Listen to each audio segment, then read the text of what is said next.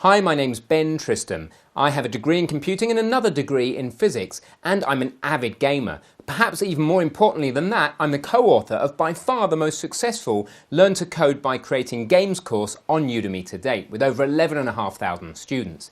In this course, you're going to be learning about how to make and extend game physics engines.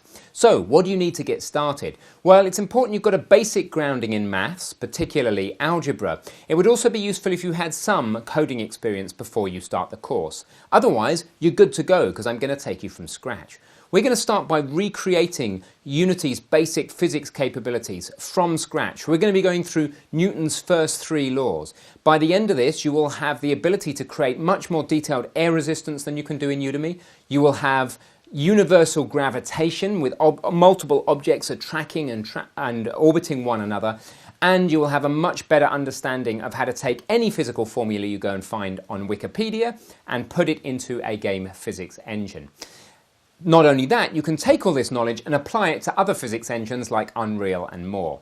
So, it's a great time to learn to code, and learning to code by making a physics engine is a fantastic way to sharpen up your skills. So please take this course now, and I'll see you in there.